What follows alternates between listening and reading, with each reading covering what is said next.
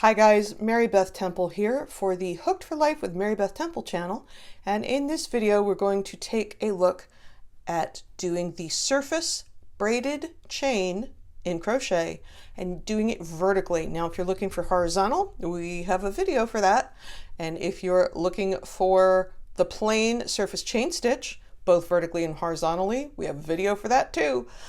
So click over and subscribe to the channel while we're thinking about it.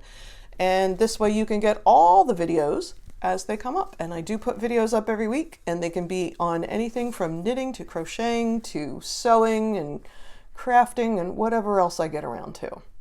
So we've talked in the other videos about in vertical, you have to make sure that you are staying vertical because of the way the single crochets line up is easier to head off one way or the other. But in doing the braided chain, you're working over two vertical columns of stitches. So as we did for the other ones, we're putting a slip stitch on at the top of our hook. We're keeping the working yarn to the back of the work. We're inserting the hook front to back, yarn over, bring the yarn all the way through the work and through the chain. And that is our first stitch, and that is the way we've started all the other ones. Now the difference, instead of going straight up, we're going back and forth. So there's two different ways to do this. You can put your first stitch on an angle and then go back and forth, but I like to go just directly to the right. So this is the stitch I started in. I'm looking for the stitch next to it.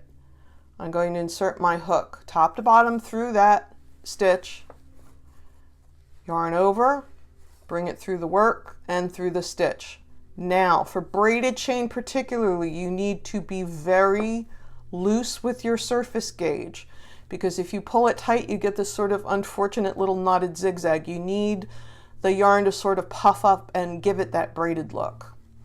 So now I'm going back to the first column stitches, and I'm going in the stitch over this first stitch I work with. Yarn over, pull it through and through the chain.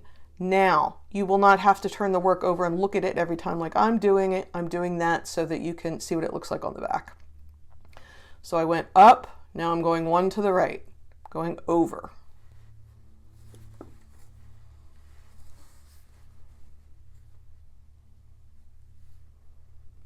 Now one to the left and up.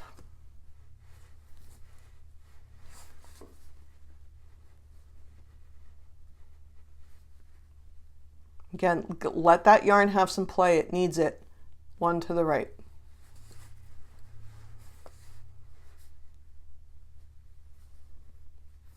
One to the left and up.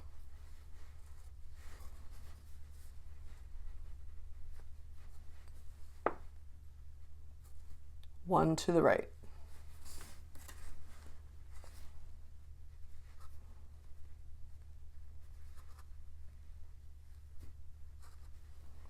One to the left and up.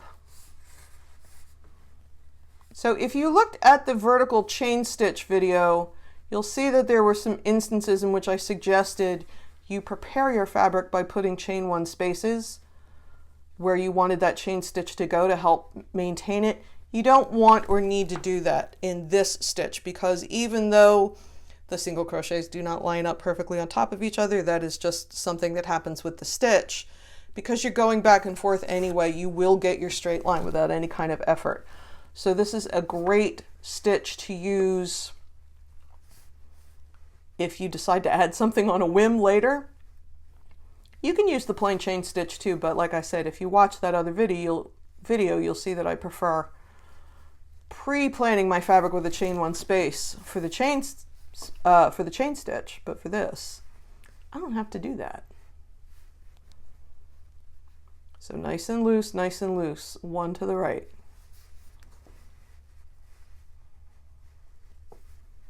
One to the left and up.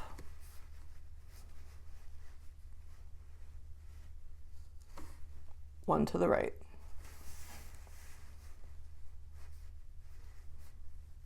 So here's what it looks like on the front. Looks like a braid almost. And here's what it looks like on the back. It's very neat. Just gives you that little zigzag on the back. When I have finished and gotten it as far as up as I want it to be, I'm just going to cut the yarn,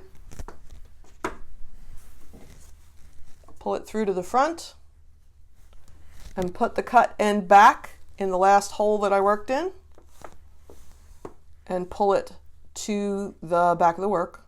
And that little loop right there is going to keep it from unraveling.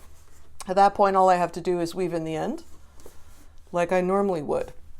If I've made a mistake or I don't like it, and I decided that I want to take some out, all I would have to do is pull the chain, and it will unravel just like a chain does. And then when I get it to where I actually wanted it to be, for example, I can just end it off there. So that's all there is to the braided surface chain vertically done. Thanks for stopping by. Please subscribe to the channel. Let me know what you want to see next.